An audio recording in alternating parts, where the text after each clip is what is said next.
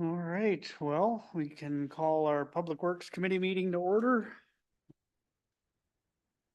Unless there's somebody online, it doesn't appear there's anyone here for open forum. Next thing I have on our agenda is to approve the minutes from our June meeting. Do I have a motion or any questions? All in favor? Opposed? Minutes are passed. My next item that I have is, we're looking for volunteers for a downtown master plan committee. I presented, I think I put some documents in your packets regarding that. Does anyone here have an interest in being on that committee? How large of a committee is it, Tom? Sure, let me look. If it's not in there, I'm happy to answer that if that's helpful. oh, go ahead. Hi, everyone. Good evening. We're looking to about 6 to 8 across between business owners, chamber, some committee members. So about 6 to 8, if that helps.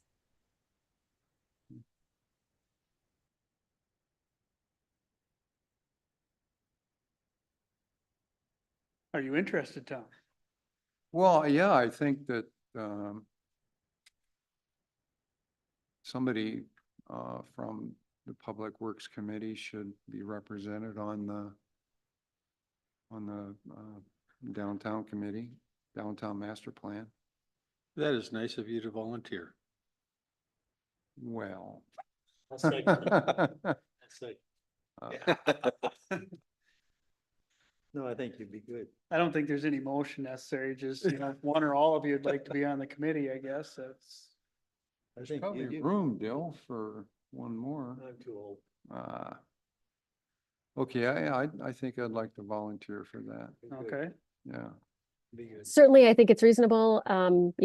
Schedules and what they are, hoping that, people can make most of the meetings, but no expectation. If you can't make all of them, we understand schedules and things. So Yeah. hopefully that's not a deterrent either.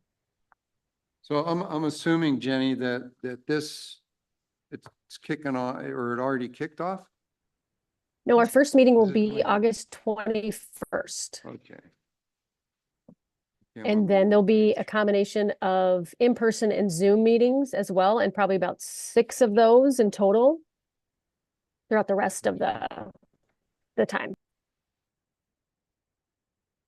Okay, so as I'm looking at this map, it on the right-hand side is the kickoff, right? And then it goes, how long does it go through? Next February? I believe so, yes. So there will be February, March. October, November. I thought I had So my calendar here, I must have misplaced 6 it. months or so. Oh, here it is. Okay, I was reading it wrong. It goes across, not up and down. Okay, so August 21st, first one. Actually, it goes through, yeah, through Feb. Okay, yeah.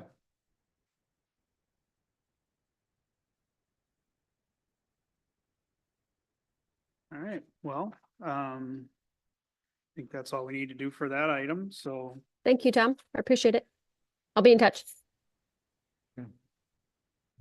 Let's see, so our next agenda item is the lift station 1 rebuild engineering proposal. So I'll kind of let Bill outline that for you, or if any of you have any questions already lined up. Sure, I guess based on the last Public Works Committee meeting that we had, I tried to separate out the design portion and separated that into a preliminary engineering feasibility and the design portion. And try to list some of the scope for the preliminary engineering work. Yes. I don't know how much detail you want to know, but that's kind of what I did. So, is this preliminary engineering, is that what you're calling the facility or feasibility? plan? Yes. Okay.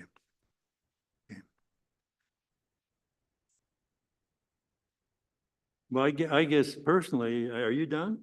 Yeah. Okay. I- Um, Tom, could you give us kind of a brief history of that lift station, when it was built and, you know, how it has been working and so on, when the condition of it now, so we have some idea what we're talking about? Sure. So what's going on with this is, this is, one of the two main lift stations. This one and number 3 that we recently rebuilt in 2020. This is the other main lift station and this is on Hazelwood. It functions okay.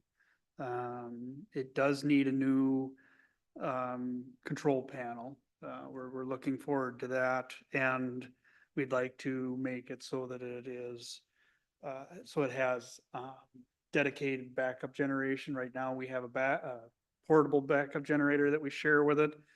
What we're finding is the logistics to move that generator around are getting such that it's difficult to keep up sometimes. So having the lift station 3 already has this set up where it's got its own dedicated backup generation, so this project would add that. We're looking at capacity of this lift station.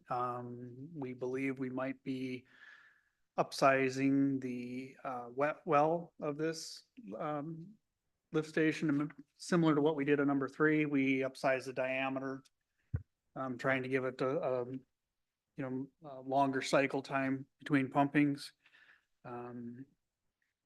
During my tenure here, this is the only lift station that is backed up into a house. And that's been a few years ago, but it has happened. So by increasing the wet well size, we're hoping to also give us more reaction time if something goes wrong, to get files or whoever here to deal with a backup there. So this lift station will also be accepting flow from a potential new lift station 12, which is going to be just off 371, just south of Holiday. And that's got a pretty large service area. So this proposal will detail what that flow is expected to be, and will forecast what the flow for this lift station will be into the future, and make a recommendation on the size of what it should be going forward based on that. So How close are you to capacity now on it as it is right now? I mean, how much could you increase if you had to? I think Maybe you the don't flow know. could increase on it. It's more just giving us a little bit more of a safety factor with it is what, and then we don't know what the impact of lift station 12 will be. So I don't know if the current setup would accept all the flow from lift station 12 too, without being over capacity. That's something that we'll be getting from Bill, with this study. Where did lift station 12 come into the picture? And why was it decided to be there? So originally lift station 12 was looked at, actually probably before I ever started here. There were proposals for what you know as the airport property south of Holiday. Its exact location has moved a little bit, but I think it's 2 years ago, had Widseth look at potential for a lift station 12 that would be just off the south end of Smiley Road. And that was in reaction to a project that was being brought forth by the Schaefer family at that time. They had some expansion ideas that they were looking at. So we had a service area map drawn for lift station 12 at that time. And it would extend from just west of Camp Lincoln Road down to, I believe, pretty close to Timberwood Church, if I'm not mistaken. And then it would be west onto the airport property and north to the 77-371 intersection. So that's roughly the area that it would handle. There's a map here somewhere that you can look at. Unfortunately, I don't have it in my documents here today, but. Tom, I think we've kind of seen this in the past when we were looking at development, you know, south of Schaefer's Foods and all that. And I'm just curious, you know, the projected flows, you know, land use and density assumptions for the undeveloped properties. How do you even go about doing that? I mean, I think, we've heard about, you know, you know, these developments are gonna happen and, you know, then it's, you know, what now, almost, well, a couple of years. yeah, so those calculations came from Joe DeBell with Widseth. I think they have correct me if I'm wrong, Bill, or go ahead if you maybe have a little more insight. into it. I mean, typically, you know, like depending on what the zoning is, that will dictate what the, basically the number of users and the amount of flow that's gonna go to the sewer system. And that's what we use in order to estimate what the flow would be to the sanitary sewer to the low point or the force main or the lift station. And yeah, I mean, it can vary depending on what the zoning is, will dictate what that flow would be coming off of those properties. So basically, when you're in the planning stages, you have to plan for what, maximum development, you know, the full load? Yeah, we do have to make some assumptions, and that's where we have to work with the city to come up with their best idea as to what that development is going to be. A lot of times you try to overestimate as far as like if there's a possibility that it's gonna be a certain type of zoning for that property, then that's what we use in order to determine what the size of the lift station or the structure or the pipe will be. The problem I see with that is that the people that do that, by that I mean the planning and zoning and deciding what's going to be where in the city, they really have no real good idea about the utilities. You know, I mean, they aren't really tuned into water and sewer and so on.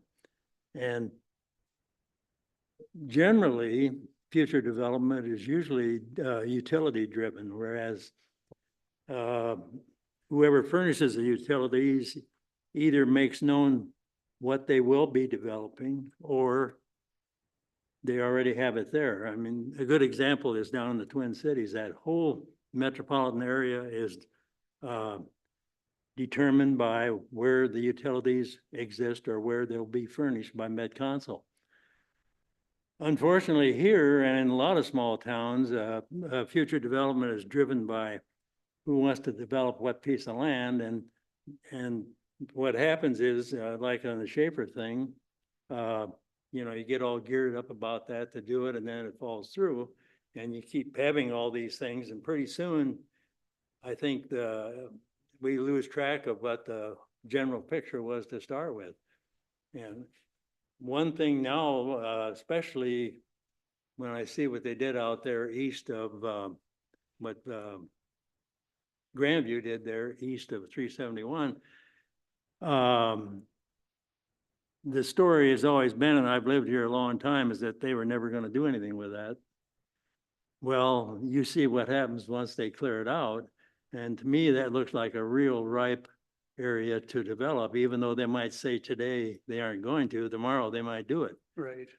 Well, if that develops, you have that area, you have the area behind Schaefer's there that we talked about. You've got the Riedel area, the old airport. Basically, Nisswa has those three areas. Well, I doubt whether you can run a sewer those areas and run that all through lift station 1.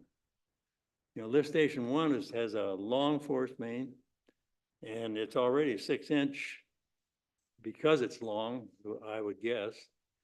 So I'm just sort of I'm kind of with Tom. I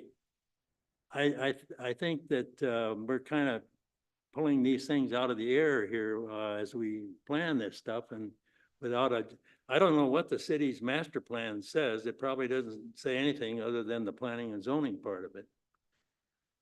Does it show some of these things like lift station 12 and things like that? Well, it's shown examples of it. Some of the details have changed a little bit depending on the time, Yeah. you know, so the original, as you recall, the Riedel property, that was a 2005-ish, Mhm. you know, obviously a lot's changed in 15 years. Yeah. So, but the general location of this lift station 12, I think all that's done is they've shown, I think then they were showing it possibly on the west side of 371. We have it shown on the east side of 371, but it is kind of the lowest point of that whole area. As I recall,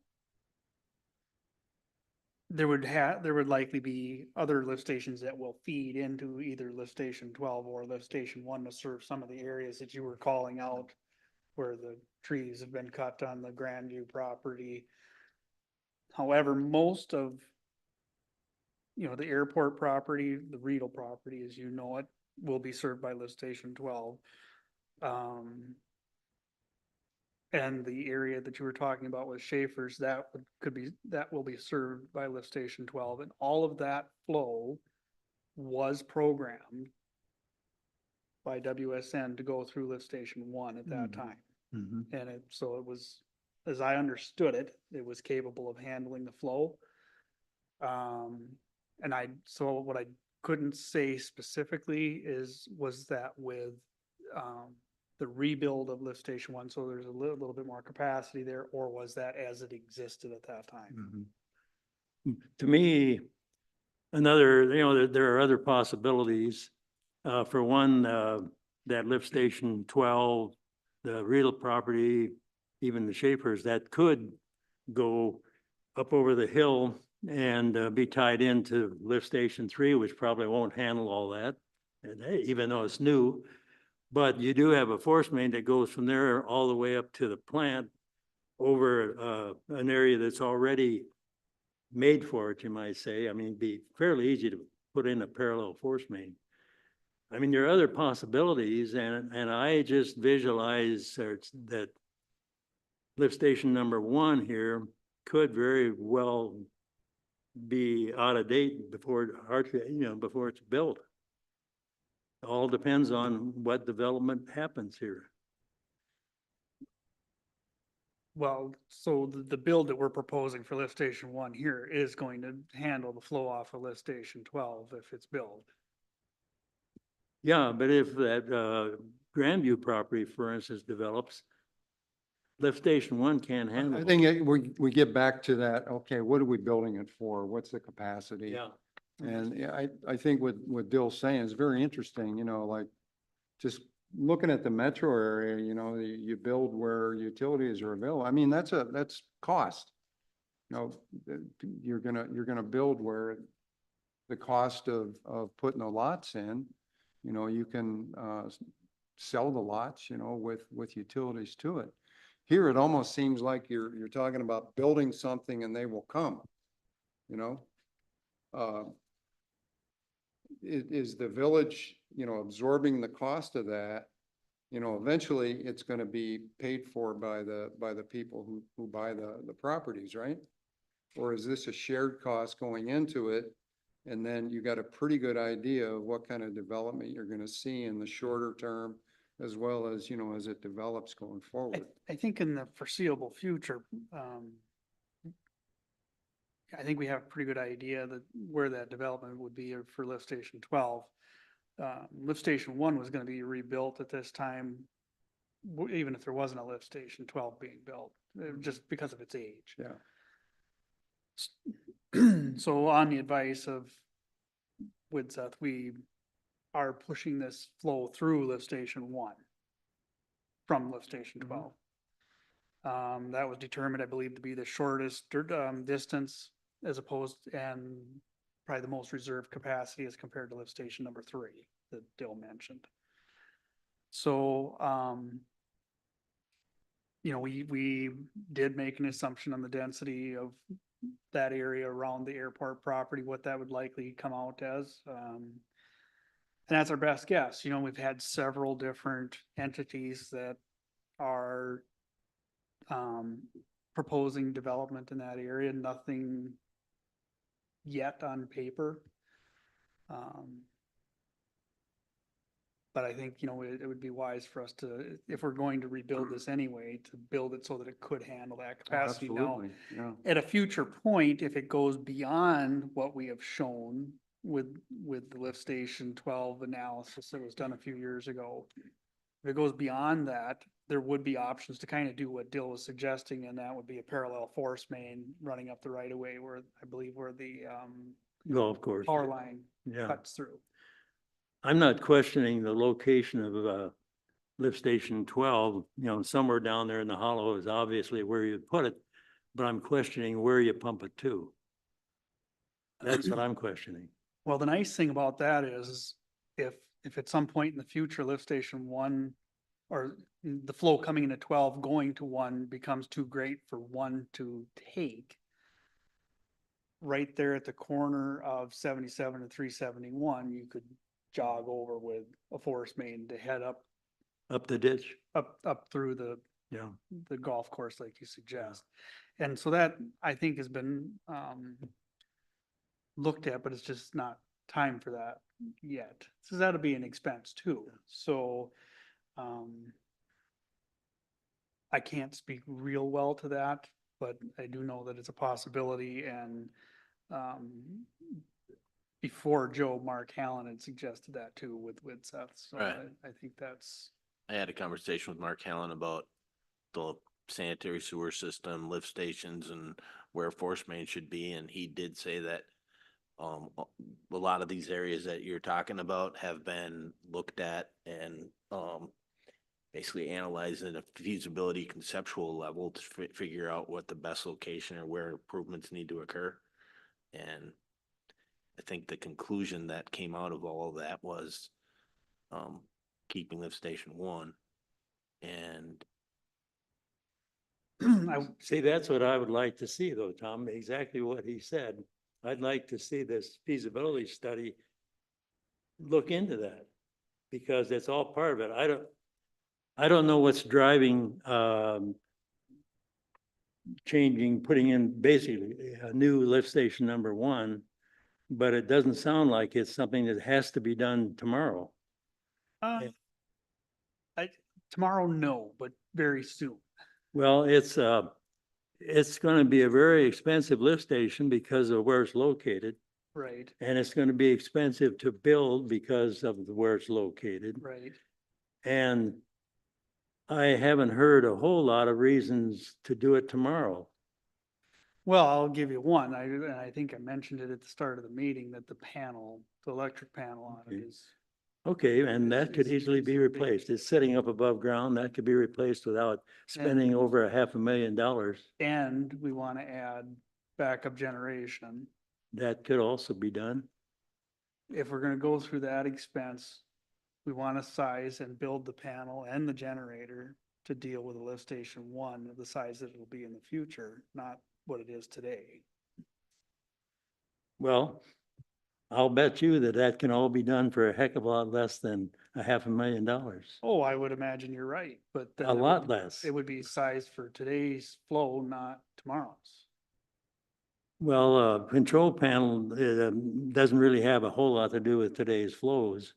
I mean, it's all No. electrical components. You do And the have. generator's the same way. All you're pump changing, starters, all you're changing is the horsepower of the pumps. Right, That's the other thing, worrying about these pumps recycling all the time. You can buy a lot of pumps, new pumps for $500,000. sure can. And that you aren't gonna put that station in for $500,000. I'll bet you it'll be more like 700. So I guess then the other question would be then, well, what would the force main from a lift station 12 to directly to the plant cost too? So there's, That's, but I believe Joe with Widseth Yeah. had examined all of that. And so the recommended route he came up with was through lift station 1. I understand that, but that was never put in black and white on paper. At least if it has, I haven't seen it. If I could, I'm sorry to interrupt. I don't have a hand raising icon to put on my screen. So I just pulled up. So there was a feasibility report completed by Joe Dubell in November of 2021. Mhm. So that's probably one piece to this that I think is pretty extensive that would provide information. And one suggestion would be to have, whether that's Bill or, with Seth, I'll just say, maybe review that, update it if needed, and present that to the committee. And possibly even starting to do the same thing with Lift Station 1. I think that's what the committee's maybe looking for, is that similar feasibility report to see how those two can marry together. And then it's sort of a big picture planning, next step, how do we coordinate all that? So we do have some information that can be presented. I didn't catch what you said at the start. You say a paper was presented or something? A feasibility report was It completed. was? It was, yes. So perhaps the committee just needs a presentation to go over some of the specifics of that report. Maybe that's helpful. Yeah, that'd be fine. I didn't know it was done. Well, I think it would be a review for this committee too, because I think we talked about this in terms of the Schaefer's development. I believe that's where that came from. So Okay. I think you've seen it. You probably, just like me, I don't remember the details of it. So. I just feel that if we're gonna do a feasibility study here, that, all of this should be included. If it hasn't been done, this is the time to do it. Right. Yeah. I mean, the idea with this preliminary engineering is to review all the information that we have that we know of, which is the feasibility report for Lift Station 12, some of the stuff that Mark Hallen knows that he's told me about. And then analyze what we know about the development and what's gonna happen by Lift Station 12. Well, it's just part of the feasibility report, but yeah. So we do know that there are some things that I can't speak of today that are going to need to flow into a Lift Station 12 if it would soon. Now, the city also has the option to say a particular area will not be sewered. And they can say this, you're gonna have septic systems. If you're gonna have septic systems, then you have to spread out your housing. But Yeah. they can do that. You are not forced to put sewer in every part of the city. No, but I think in this case, though, Lift Station 12 is primarily serving commercial development along 371. Yeah, I'm not talking about 12. I'm just saying the city could do that in their master plan. They could. Yeah.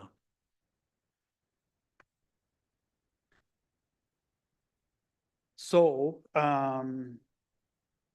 where would you like us to go here then? Just come back at this again next month or? Well, I guess personally, most of what is mentioned here, in this preliminary engineering looks like, it should be included. I agree with most of it. Couple of things in there that are really design elements, which, wouldn't be done now, but basically, I would just like to see it a little more comprehensive. I think what Jenny was saying that, maybe Bill, you can help out on that, but maybe to pick up that feasibility study that was done, what, three years ago, something like that? Yeah. Maybe bring it back and just so we can kind of renew our understanding of Sure. what's going on and the type of development and the capacity that we're talking about for 12 and then, that's tied in with this rebuild of 1. Would that be? Yeah, Could we do that sure we by could. next month? Yeah, I wish I had direct access to a computer here now. I could Okay. punch it up on the screen for you, but unfortunately I Yeah. don't. So, I mean, I remember looking at it and that's, I think I made that comment early on that I remember talking about it when we were talking about the development of that area south of, Schaefer's and back there, but just not the Well, details. could we do that as part of the proposal for Lift Station 1? Or do you want to do that? We could do that before or do that presentation of Lift Station 12 as part of the preliminary engineering portion. Yeah, it can be part of it, I guess. Could I interrupt quick? go ahead. Yeah, this is Joe. So back with that, lift station number 12 with the potential development, with the Schaefer's family on that land back there and stuff. I was directly involved with that whole thing, but even since then, WSN has now said that lift station 12 doesn't need to go in that location, that it was proposed back then. You know, there's new information, since there was no master plan like you guys are talking about. Like, forgive me, but I believe it's Gil, correct? Talking about it. I can't see on my phone. That yeah, we have to have a full plan for lift station 1 and lift station 12, and a whole comprehensive picture on how they're both going to work together and stuff. Just because, like even last time that lift station was going to get put in when Smiley Road was redone all the way across in front of Schaefer's, and that main was going to get extended on down there, and that never happened and stuff. And so without some sort of master comprehensive plan like you guys are talking about, I think we're just wasting more time. And this lift station number 12 tying into number 1, that hasn't been figured out now for 4 or 5 years. And that's why the Schaefer's family, that's why Grandview, I'm not trying to speak out of turn, but that's why nobody in that area has gone forward with any developments, is because this can't get figured out at a city level.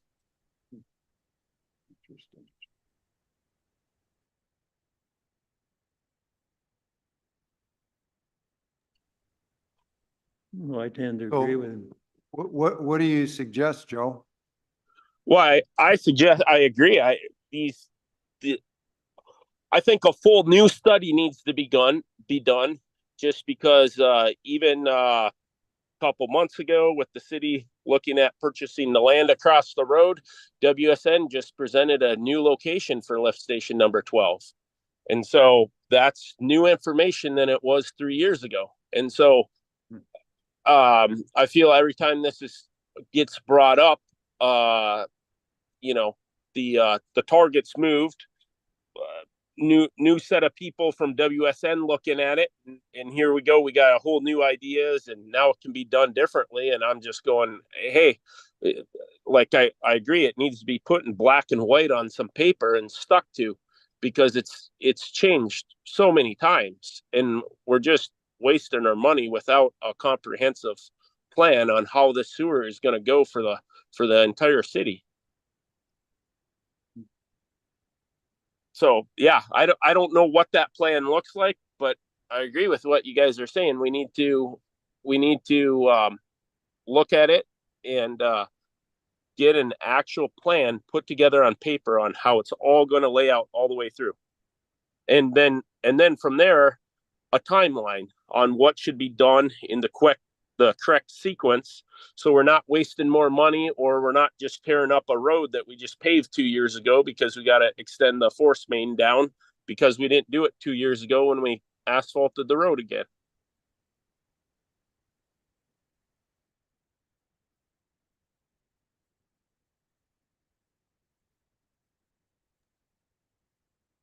Well, I guess I can't say much other than lift station 12, as I know it, is the map you saw. Yeah. That's the information I was asked to work with. I don't think it's critical where the station is located. Frankly, it's where where it pumps to. And it could pump to several places, depending on, how things are developed. What opened my eyes was when I saw this work that Grandy's doing, and I'm not trying to put any words in anybody's mouth, but it sure opened my eyes to see what happens when you clear out that woods and the potential there. Right. And that would just change everything if that ever started to develop. So I would say this, so we have asked all the potential developers in the area to provide, what are they gonna do? Mhm. And we got a first glimpse at that, I guess, with Schaefer's. Grandview hasn't shared anything with us, but they do hint that they wanna do something. Mhm. And we've had other developers in the area do the same thing, and none of them want to want to give us a hint to what they want to do. Yeah. And so we take our best guess. And so Yeah. we have, we know it's zone highway commercial. And based on that, it has a certain density. That density was used by Joe Dubell to calculate what lift station 12 would produce for flow. That flow was going to be introduced to lift station 1. That's what this Yeah. engineering would. Unfortunately, our Deal. treatment plant is located on top of a hill more or less compared to the rest of the town. And so we have to pump to it, everything. And it's just the way it is. And nobody has a crystal ball. So, we're sitting here, a couple years ago and we were working with, well, what Schaefer's gonna do. Mhm. Now we're working on with a project that city is working on the other side, and maybe some other developers, projects that I can't speak to today. Mhm. Well, So the service area, to the best of my knowledge, is still the service area. Anything outside of this would be served by an adjoining or a different lift station that will daisy chain into this, just like it does in the rest of the city. Lift station 3 is fed by, I think, 3 or 4 different lift stations to the south. This will end up probably being that same thing. If Grandview develops over on Camp Lincoln Road, there's likely to be something that will pump over to here, because it has That's to. true. You can only go out so far. But it can't all go to lift station 1 as far as I'm concerned. Well, I don't know that. Well, I mean, it could, but then you'd have to put in another force main, and that's not the world's easiest place to do that. Maybe. And location of the lift station is, right next to a stream. It's gonna be expensive to build whatever you build there. Right. But now, like the force main that you mentioned, Mhm. so right now that's a 6-inch. I don't know what that would have to go up to serve a much larger area. I don't. That's something Bill has to give me an answer on. However, there's an expense to go down Hazelwood and then Lower Roy with a new force main. That's where that force main goes currently. That's one expense. The other expense would be if you were developing a force main to go down County Road 77. That also has just been repaved. So I think, from that standpoint, force main to force main, I think which one's likely to be more expensive? Yeah, but on County Road 77, you go down the ditch. You don't go down the road with a force main. Well, either way, you're still adding a new force main that we don't have today. Well, How I about, think, And it's possible our apologize, Bill. 6-inch would run for a number of years before it has to be upsized, even if lift Yeah. station 1 is upsized today for that flow to come 20 or 30 years from now. well, I think kind of a comprehensive feasibility study is what is needed personally, and it sounds like everybody kind of agrees. So if we're gonna do that, somebody's got to put in writing what's gonna be in that. Sure. And perhaps the engineer can give us that next meeting, Okay. what they're gonna put in it. Okay. And then we can discuss that, and then you go or no go. Okay. That's my suggestion. I don't know about the rest of you. So- I agree. I agree with you. Bill, can you clarify for me the preliminary engineering that we have in here? Would that Yes. have done what Bill's asking for? Yeah. I mean, the scope of work for that preliminary probably wasn't, as far as like a comprehensive citywide that was mentioned, it wasn't meant to be like for that, but yeah, the idea was to evaluate the flow that was gonna come into lift station 1 Sure. and make sure that lift station 1 can handle the flow. And I don't think you have to do the whole city, but it looks like the area that's gonna develop in the future is gonna be from, say, lift station 12. Sportland South, you might say, on both sides of the road, more or less. Yeah, in this proposal that it was gonna use the feasibility study from lift station 12, was gonna use the information that we know to incorporate that in, and that's what we were gonna, Mhm. that's already in this preliminary engineering. And I think in my mind, Tom, it's just, this lift station needs some work. And if you're gonna do the work and you wanna do a comprehensive project, get it all done at once, and it includes this, serving this undeveloped, area, this with lift station 12. And there's been a lapse of time now since we've talked about it, so I think, it'd be a good idea to bring that back and, re-educate us about what's going on down there, and then, feel comfortable with, making, a recommendation on this, proposal for services, based on, some, information that we may have forgotten.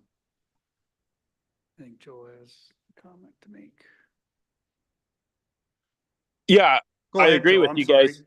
No, I agree with you guys. And I think the biggest thing is, I don't know if it starts at this level or the city council level, but this decision on where the sewer is going to expand, how it's going to expand, and how people are going to get charged for it needs to be set at this point moving forward, because part of these discussions before have always at least from my experience and my dealings in the last several years, like with the Schaefer's family, has kind of fallen onto the developer to take the reins of how the sewer expansion is going to go.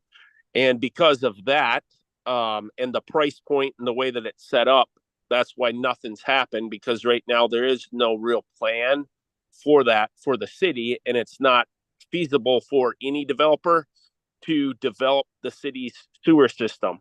And that's where, we just need to step up and take a role and say, here's where the septic's going to go. Here's where we want to put in the roads and the infrastructure. This has to go hand in hand with what's on the wall behind you with the corridor study, for coming on and off, and all that has to tie in together.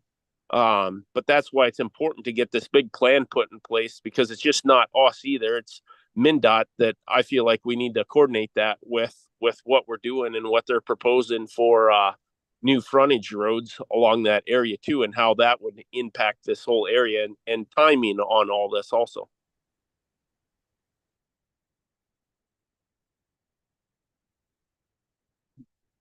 Sounds like maybe you might have to update the master plan. Maybe. Yeah. I guess where we're sitting right now, I feel like I'm gonna have to table this so I can have some discussions with staff and, others, cause That's fair. I can't give you anything that I don't, that isn't No, based on that's what fair. we've already done. That's fair. You want to do that and then get together again next month or, That would be the plan, I guess. and then maybe at the same time, you can discuss that with the engineer and somebody come up with some verbiage as to what's going to be in that feasibility study. So I would have one question. This might be for Joe, but, how do we, we've gone on a density of the type of development that could happen on either side of 371, barring a specific developer coming in with a set of plans on paper. We don't have a crystal ball. We have to make an assumption there somewhere. And I think that's what was done in 2020 with the. Right. With So- 12, yeah. And so not a lot, to my knowledge, has significantly changed with that potential lift station 12 area. Now, Joe seems to have other information that I don't. So I don't I'm know not if sure where to take that. Yeah, I guess I don't know if it's other information we could get together sometime and talk about, but looking at the plan on the wall behind you there, that's the thing I think everybody's kind of, I'll say, waiting on, or kind of hesitant to go forward with any sort of plan, just because all the developers right now, the way the rules are written in the city, where they have to put in all the roads, all the infrastructure, it's not feasible for anybody to do any development right now. Now, MnDOT comes through, puts in the roads, the infrastructure, what is needed to gain access into those areas. that's going to be a real game changer. And so I would think that we would take that plan that MnDOT has behind and try and develop that out and lay out the sewer according to that. And then from there, I think it would be real easy to go to any of these landowners and say, hey, this is the potential design for the new infrastructure. Now that you guys kind of know this and you want maybe have to pay for 100% of this up front, what would be your vision? And I think we would get a lot more open, honest answers from all these landowners if we could provide them with that information, because right now, none of them want to do much because they don't know all this information. So they're just sitting and waiting.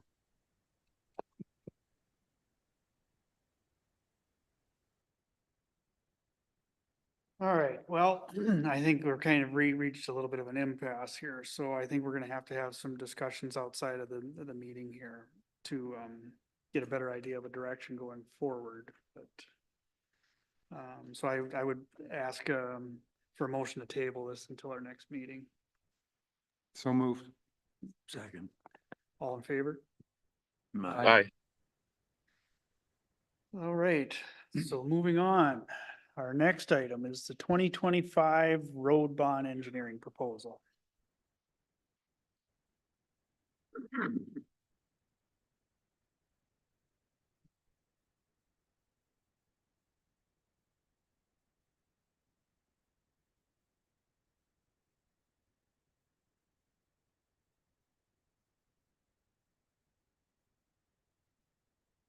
Right, so at, the last month's council meeting, we had a list of roads that were approved by the city council to, include in, this engineering agreement that we're about to look at.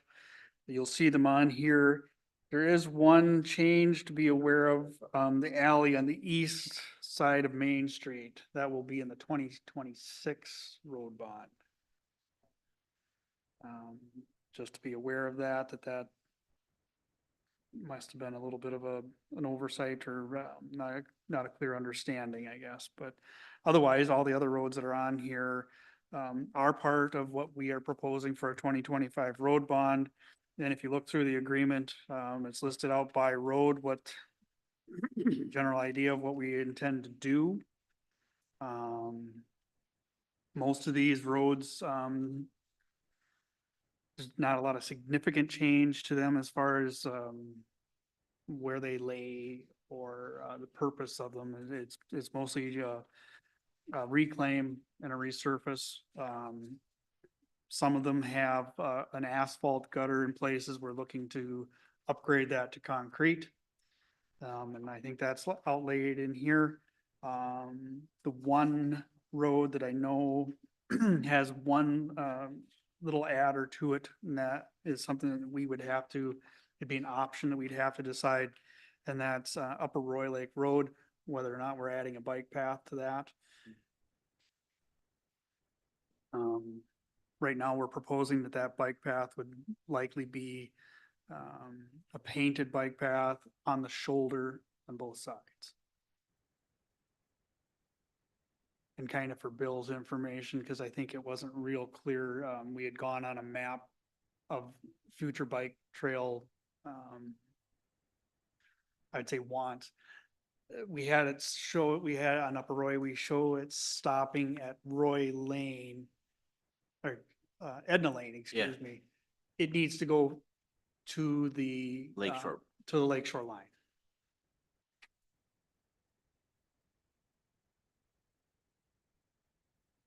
With that, Bill, is there anything you'd like to say about, the proposal before I open it up for questions? I guess one thing is, when you look at Upper Roy Lake Road, that, number one is the right of way on that roadway is very, it varies all over. The road is, in some places, is not in the middle of the right of way just by looking at it. And, you know, and with the, with the addition of a trail, let's say, there's a very good chance that that roadway in a lot of different places would require easements and some additional, right-of-way acquisition depending on, because there's portions of the right-of-way where it's not really very wide at all. To what other, yeah, and then like I said, the Roy Lake Road by far seems to be the most complex of the roads that we're gonna be looking at. The idea with most of these roadways is, like I was telling Tom, is, they seem to, the roadway itself seems to be like the area where all the water drains to, or, so the idea would be to get the water off of that roadway, get into a ditch, or if a ditch doesn't seem to work in that location, maybe we add concrete curb and gutter to drain it along the edge of the roadway and then discharge that water someplace that makes sense.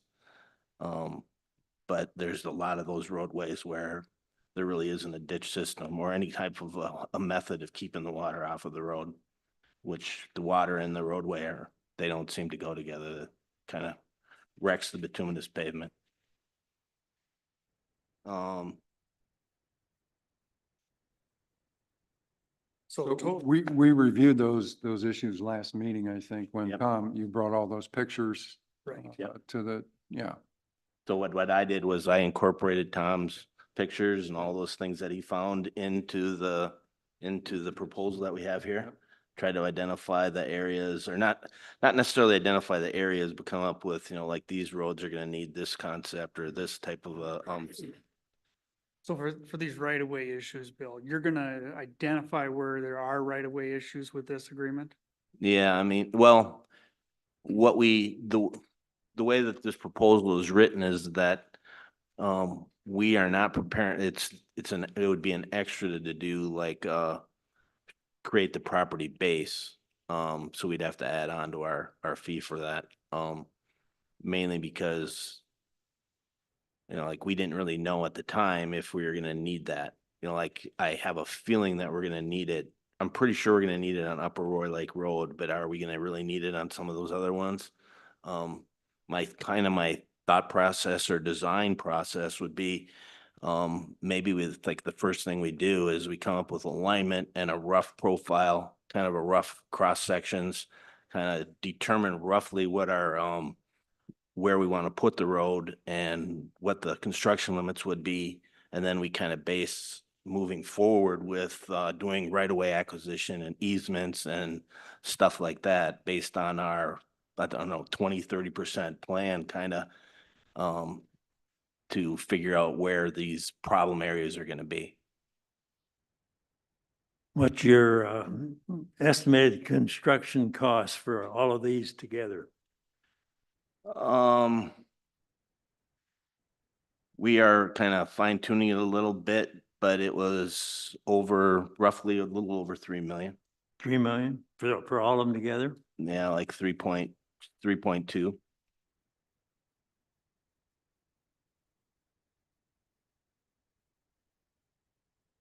So the right-of-way issues, Bill, is that directly tied to the trail? No, The trail, the trail makes it worse, yeah. but even the roadway itself is gonna have some issues just trying to get the Because of the drainage. because of the drainage issues and all that. Okay, so, Kind of just a little background. So in our previous road bond that we did about 7 years ago, this has been a common issue. Most of our roadways aren't well-defined with a clear right-of-way, and we've had to go in and clean up right-of-way issues. This bond will be no different. Yeah, instead of maybe going in and doing it for the property base for every street, maybe we spend some of that time and do it on the ones that we for sure needed on like Upper Roy Lake Road. And I know Chad, when we were talking about easements and right of way and the property base, he's pretty comfortable with a lot of the streets in the southern part. But he did say that the Upper Roy Lake Road area it would be very expensive to determine the property lines and the property base for that whole area. Is that why you have 60 grand in here for land surveying? Is that what you mean by land surveying? But that is for basically doing the topo itself, preparing, doing the survey for all of these roadways, I mean, the Um, land survey, land surveying. wasn't And the topo part of the design? yes, well, in this case, I broke out the land surveying from the actual design. Yeah, why is that? That's just how I decided to do it. It's part of the design as far as like normally in a fee, but in this case, we just separated it. But when I see a total fee of over $500,000, kind of scary. But that includes the 500,000 is for, we have included in there the in-construction services also in the staking. The what? It also includes the in-construction services, the staking. Yeah, but that's 20% of the job almost. That's really high. Uh, it's less than that, but Well, not much less.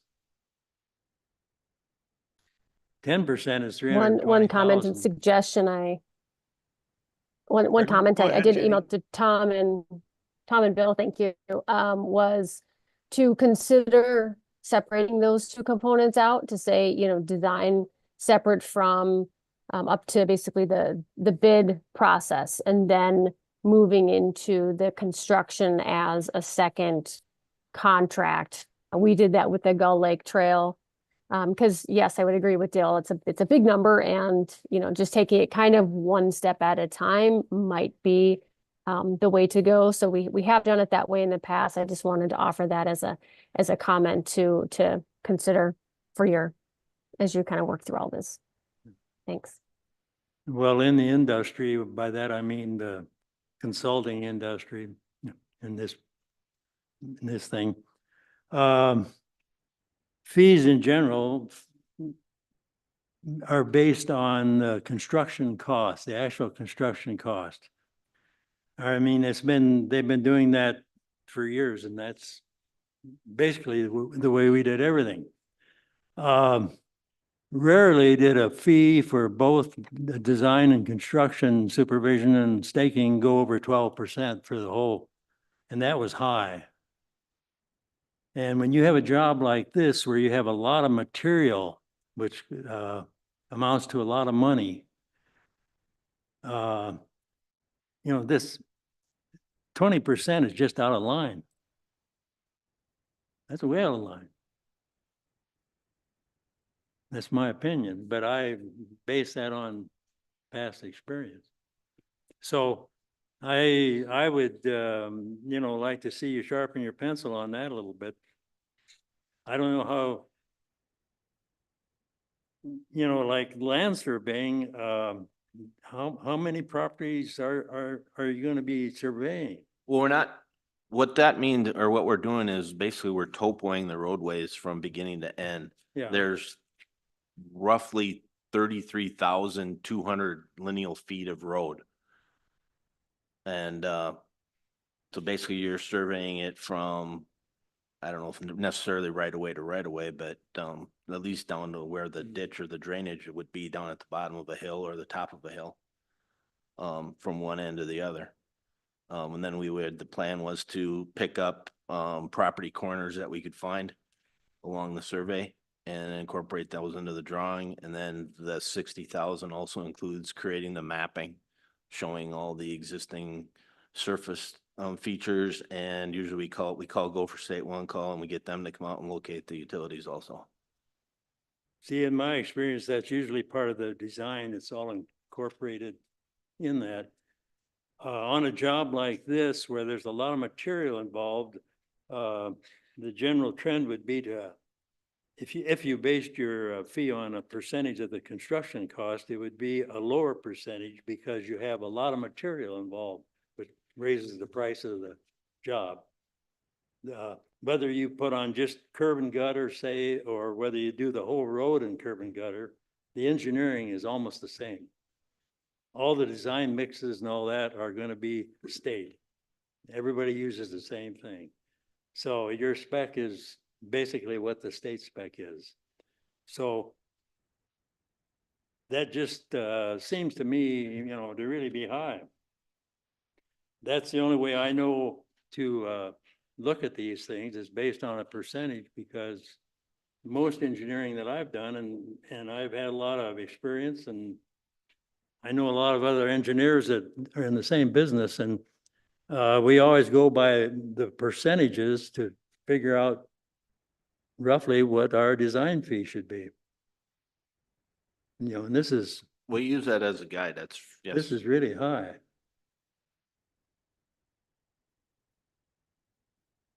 Well, I don't think so. I think that there's a lot of complexities in designing this thing and coming up with a plan. Especially when you incorporate all the drainage things that we need to do, basically redoing the entire roadway. We're reconstructing the roadways. But it's no different whether you're putting in a whole new road or whether you're just putting in curb and gutter. The design is exactly the same. I disagree. You can hold up just a second, gentlemen. Jenny has a comment. Okay. I figured out how to raise my hand. Thanks, Tom. So I would just, I appreciate Dill's comments. And just to offer, again, maybe the idea of separating out the components of the proposal. So we kind of step into the first part of it. Widseth has always done a good job at coming in at or under budget. So I think historically we've been pretty conservative with what they estimate for costs, hoping that we, ultimately come in, don't just charge us for everything if they don't spend the time or have a need for that. So I just wanted to offer that we do appreciate that approach, trying to identify worst case scenario. If it's better than what they anticipate, great. We definitely had that experience in the past with them. So yes, while costs are high, it's unfortunately a struggle kind of across the board with everything these days, that things are just more expensive. Based on what I looked at, it was about a 9% on the cost of the project for the plans, specs, design, preliminary piece of that, if that helps at all. Just perspective and as part of, kind of chunking each of this piece out. Maybe there's just a first step that you take tonight. Thanks.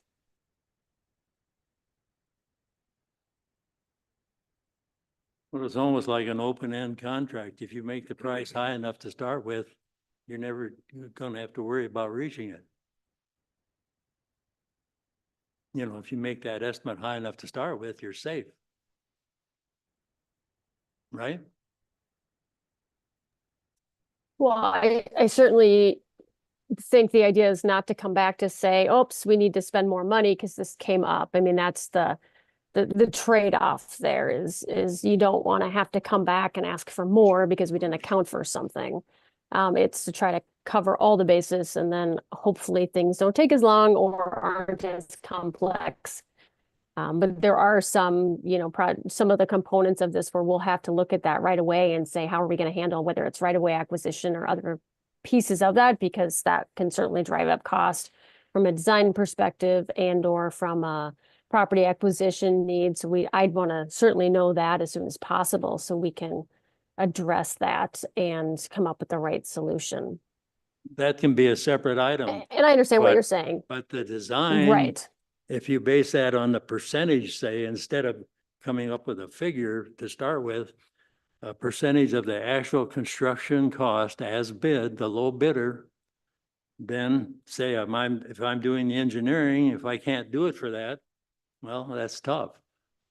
That's what you're in business for, to be able to do it for that. And it's just, it's something that almost every engineer does. A civil engineer, they do things by a percentage of the construction cost. That's the way it's done. That's the way most of the contracts are. And so when you just stick when I see $500,000 here for this project, it just doesn't make sense to me. I agree Not with right. you. The $500,000 seems pretty expensive for that. The other thing though, with this too, I just look at a project like this and, the construction services on the end of it too, if WSN is doing all the design and the surveying and the engineering, why are we paying them to watch themselves do the work then too? I mean, I think that's double dipping. Well, we're not watching ourselves. We're watching the contractor to make sure that he follows the plans and specs. But So we're, why do we have to sit there and babysit the contractor and pay for the babysitting of that? I mean, I don't know. When the trail was getting built, drove me nuts sitting there seeing somebody smoke a cigarette, just sitting there watching somebody put asphalt down. I don't know. It's a waste of money in my book. If the contractor screws up, goes back spot testing, there's other things, but I don't know. It's pretty high. It's pretty high price. I You know, think, one thing that I've noticed since I've been on this committee, kind of on this line, is when Woodseth gives a cost to the city, it's just accepted. It's just always accepted and the check's written. And lately, it does seem like things have been getting a little bit. Has the city ever looked into hiring its own engineer? I mean, the amount of money that we send to one company, we could get a couple engineers. And as the city's growing, have we ever thought about that? So I'll answer that a little bit. So the county has engineers, correct? They still end up hiring WSN and other engineering firms for projects like this. For some stuff, So but you don't think we could save money having our own engineer? I don't think we would overall, no. Wow. If They must get paid a so- lot of money. So let me qualify that.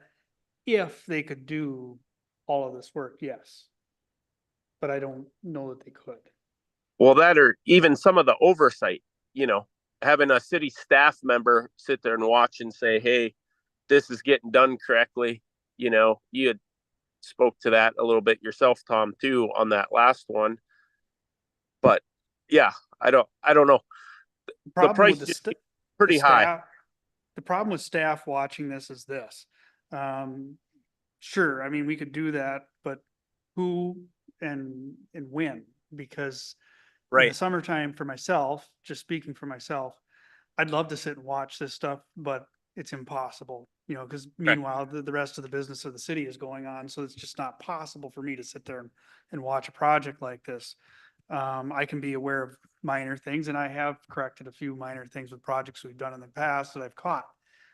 But I'm not gonna sit there and do densities of the and thicknesses of pavement, to make sure that's right. That is something that I believe we're paying for here with construction services. Correct me if I'm wrong. So, now if you wanna hire somebody else to do that, another firm, I guess I'm open to that idea. Well, have we ever looked at a different engineering firm? I mean, have we ever got prices from more than one? Yes. And do we always take are they always the lowest? I don't know if they're always the lowest, but it is who the council has picked as our city engineer. So you have to stick with them. You can't use Well, different engineers. well, what they do is they interview several, you might say. And periodically, I guess, I mean, I don't know how long the contracts are good for, like with Wits, is that for a year? I think typically like 3. For 3. But what Tom says is true. A town this size, no way can have their own engineering force. You just can't do it. You gotta have the expertise and you can't pay for it, number one. And smaller towns, even towns quite a bit larger than this, they hire their engineer. That's pretty well proven. I think Baxter has their public works director. Yeah, they have one. But even there, same thing. even, the scope of the work that a city engineering office can do, I mean, this would be outside of the scope of work, Yeah. this kind of project. I guess in reality, I think the only way you're gonna be able to measure this is to get a second proposal. Yeah. And if the city council is comfortable with Woodseth, then I guess, that's what it is. In my mind, I guess I would just like to know from Bill what, based on the issues that would come up with drainage and the trail, could you come up with a, you know, a percentage of this $500,000 that it might add for that extra work? Well, I can explain to you how I came up with with the fee. So I understood the percentage.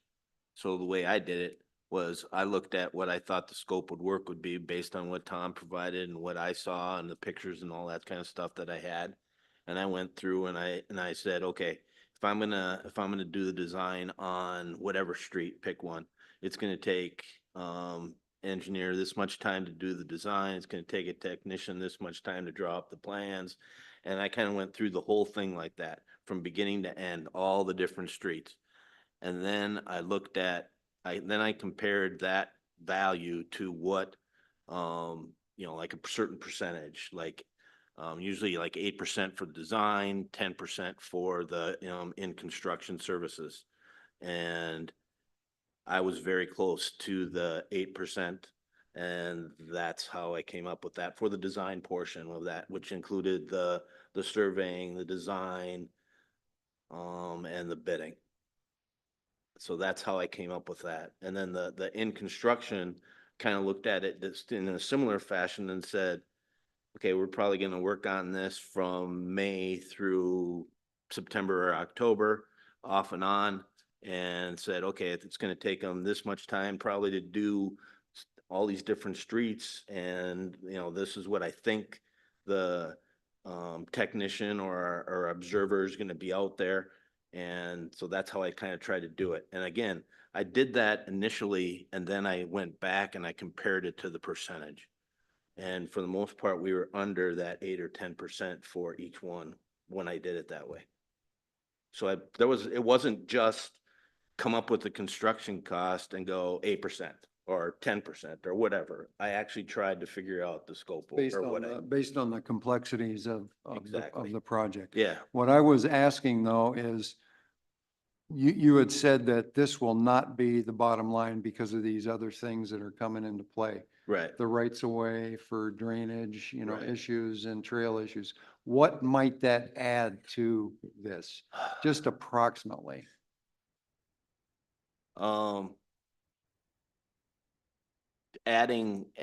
Just going through and adding all the property lines and all that kind of stuff. When I was talking to Chad about Upper Roy Lake Road, he said it could be in the tens of thousands of dollars to come up with all of that because of how those right-of-way lines and property lines were created. It's not a plat. It's more of a meets and bounds. Mhm. So it'd be very difficult to create that. Like I said, some of the other ones are in a platted area, so if we can find some of the property corners, we can build off of that. But on some of these, like on Upper Roy Lake Road, that's gonna be very Meets and difficult. bounds. Yeah. Yeah. What sort of construction supervision did you furnish on that bike trail? You know? Well, we had an observer basically out there the whole time. We had, our survey crew was out there quite a bit. And Joe was doing basically the same thing that he was the city engineer and he was out there doing a lot of work. We spent, there was a lot of time and effort put into that. And I even, since Joe's been gone, I finished up the, punch list and the work on the Gull Lake Trail just recently. Well, I happen to be a trail user and I'm very interested in that trail, so I watched it pretty close. And I probably drove by it twice a day. It was stretched out over a very long period of time, which made construction supervision probably difficult. But I rarely saw anybody out there watching the construction. And I kind of wondered how anybody knew how much base, for instance, was underneath the trail. When they just come out and dump some class 5 down there or whatever they were using. Nobody was taking tickets from the drivers. So I don't know if all the drivers made it to that job or went somewhere else or what. There was very, very little control that I could see being done on that entire project. And this went on for months. And I was kind of curious. In fact, I was intending to talk to her, just to see what you guys had charged for doing that, if you were doing it, because I saw hardly anybody out there, ever, except to survey, except the state. Well, like I said, I know that we had an observer out there. We have documentation for Well, item record account for all of the items that were installed, furnished and installed. And there's numerous inspection reports showing, what was put in where and when. well, it's pretty easy to put down hours on a job, whether you're out there or not. No, I'm not talking about the hours. I'm talking about what the contractor did and what they observed. Who paid for these problems that they had out there initially when they built that trail? They had drainage problems, and then they would redo them, some of them several times. And I've been curious, who paid for that when they had to redo all those? Was it the contractor's fault because the We- contractor didn't follow the plans, or were the plans not correct to start with? There was a combination of the contractor didn't put the pavement in correctly. Yeah, there was issues like that. Mhm. And there were some issues where there were some unforeseen things that came up that affected the design that we had to change in the field. I don't know I'm sure there probably was some things in the design that needed to be fixed during the design or during construction, but most of the time, there's usually an underlying reason why the design needed to be modified. Okay, but who paid for that then when it was modified? Did the city end up paying for redoing that stuff?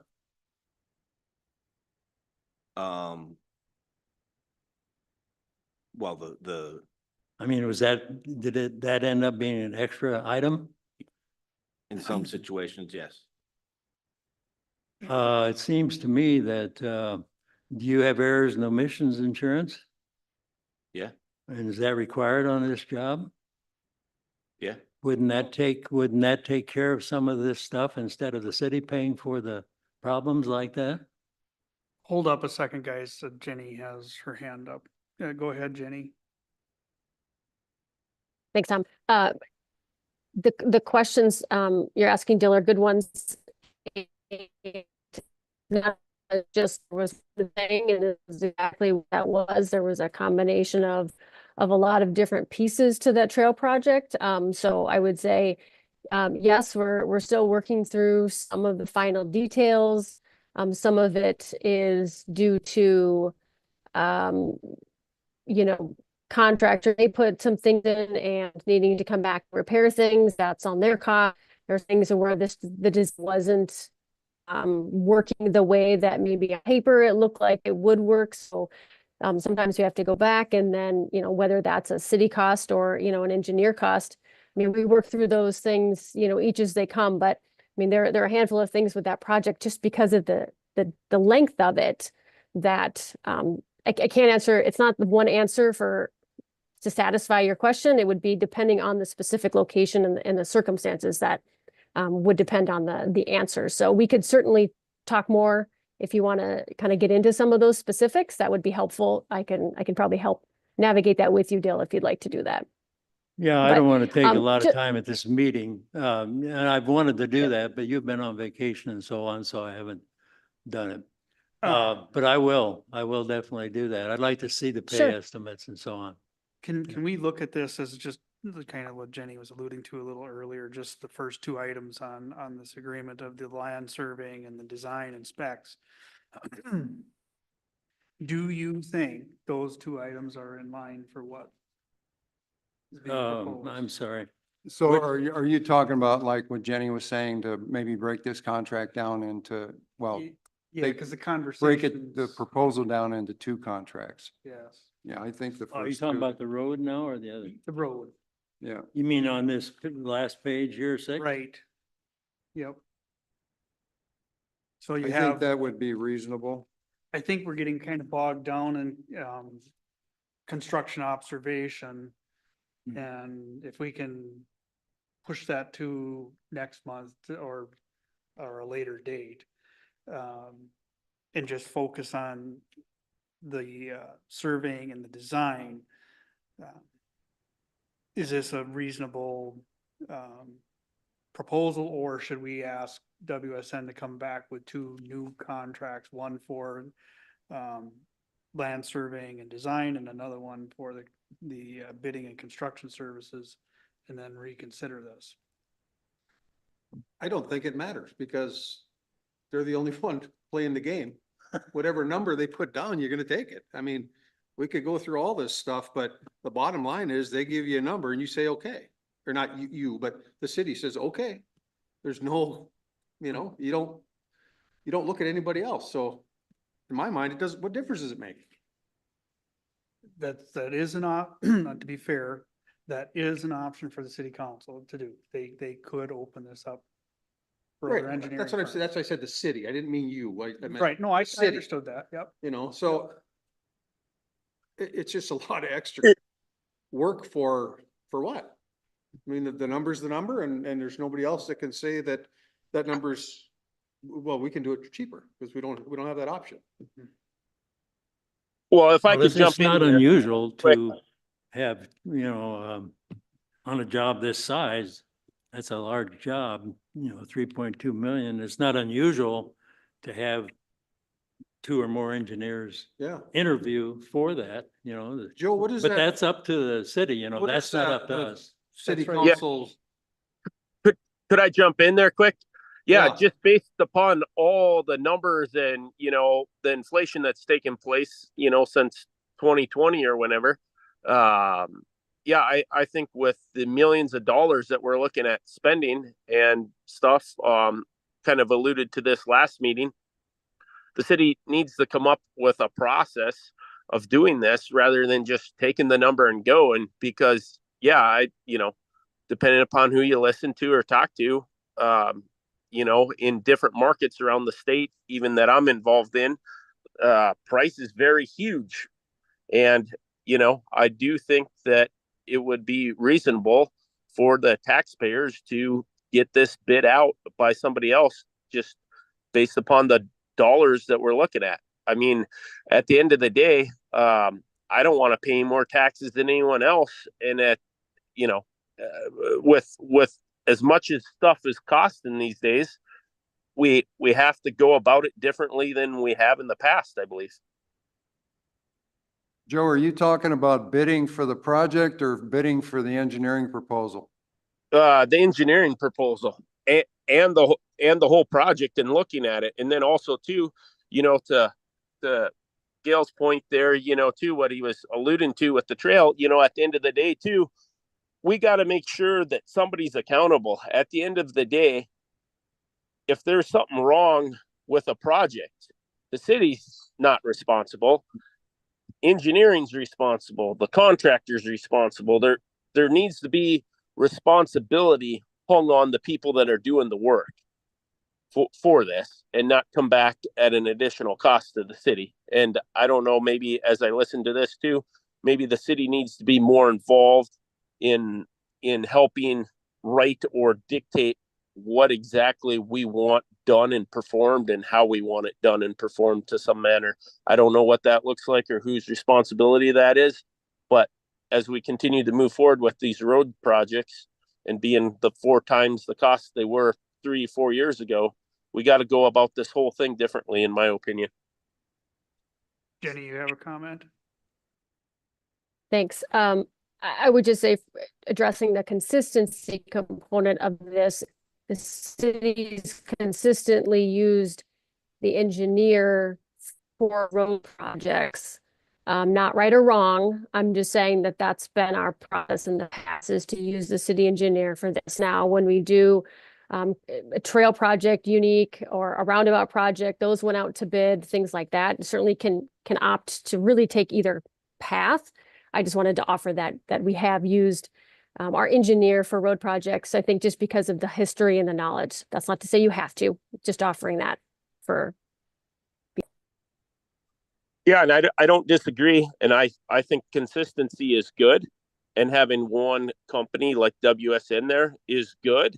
But also too, it doesn't hurt to, check the prices on it. Hey, they are the city engineer. Are we getting the best bang for our buck?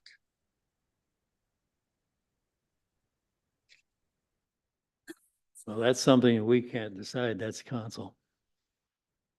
So really all we can We can recommend it, but is, I don't what we can get from this committee is a recommendation. So are you recommending the committee, not just you, Dill, the committee, do you recommend that we seek another proposal for the 2025 road bond engineering? yes, Absolutely. I would like. Can you make And I that? think there's gotta be a dollar amount, if you got a project that's over, I don't know the amount right now, that, yeah, it's mandatory that you have. Could you go, I'm just asking as a general question, if you go out and to buy a tractor, you can't just go one place, they give you a number, you say, okay, you gotta get multiples, right? It works a little different for the city, but yes. Yeah. And you guys get estimates on whether it's Anderson Brothers or Knife River, or whoever to do the work, correct? You don't just pick Anderson Brothers to do it and take their number all the time, right? Not all the time, no. But you do that sometimes? Depends on the size of the project. Yeah. So, yeah, I definitely think when you start talking this kind of money, that you gotta get another option. It's just, it just makes sense. So I guess what I would look for then is if you, one of you could put it in the form of a motion and somebody second it, we'll vote on it, and then we'll take that to the city council as a recommendation. Yeah, I'll make that motion exactly what you said. I'll second. All in favor? Aye. Aye. Opposed? No. All right, the recommendation will carry. I will bring that forward to the city council at this month's council meeting.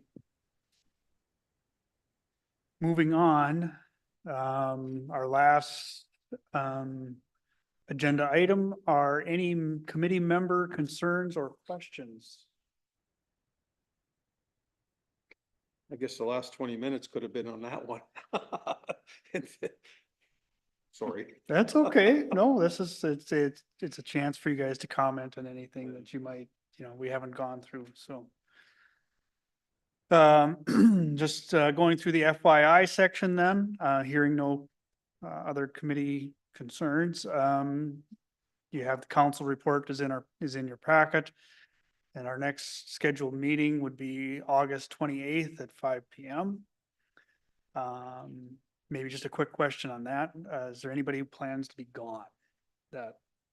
When is that? August 28th? I might not be in town. I should be. All right. All right, I just helps if we can get a little idea if we're gonna have a quorum or not, so. With that, looks like we're through our agenda. If I can get a motion to adjourn. So moved. Do I hear a second? Second. I have a first and a second, all in favor? Aye. Opposed? Meeting is adjourned. Thank you, Before gentlemen. go, Tom, what's the skinny on the post office? Has nothing to do with this committee. So what I